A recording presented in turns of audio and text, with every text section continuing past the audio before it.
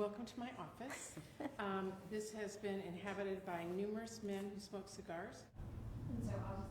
And one last question particularly to that. Obviously so powerful, but you're also trailblazers and are all firsts in something. And so I talked to Senator Mikulski this morning, who was so excited. Tell me about what it was like in the Congress, but also in the Appropriations Committee so many years ago. I found it surprising there were so few women.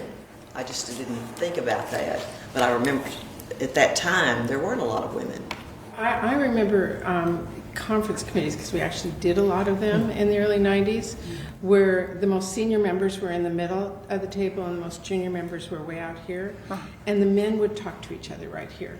And I remember finally just standing up at the end of the table going, "Excuse me," because you couldn't get their attention. Everything was decided in the middle of this table. I think it's pretty amazing. We are at the middle of the table now.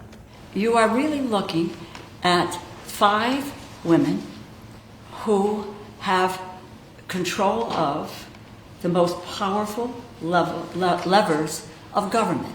Now, but how? And for me, in many instances, transcends gender. The skills, experience, effectiveness of knowing how to get a policy over the finish line. That's what's dominant here. We didn't get here because we are women. How do you think you're different than your predecessors in terms of your relationships? Because I think you want me to succeed. I certainly want you to succeed. And I do think that is a value that women bring to the table. And there's not competition here. There's a genuine want to deliver. Again, not compromising values. People don't have to do that. Disagree vehemently when it's necessary, but this collaborative relationship that's continuous. You can't just call people at the last minute when you need them. You have to keep an open dialogue. And how it's changed, just facts. When I got here in 2001, a man held every one of these positions. Lovely guys, lovely men, but they were all men. This country does not look like that. It's not right.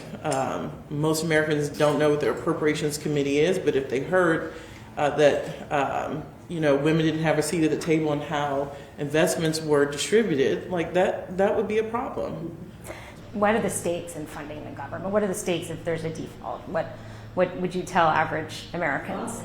When we don't pass bills on time, it means that new programs can't start, that old programs that perhaps should be terminated continue to be funded, and it increased the cost to taxpayers.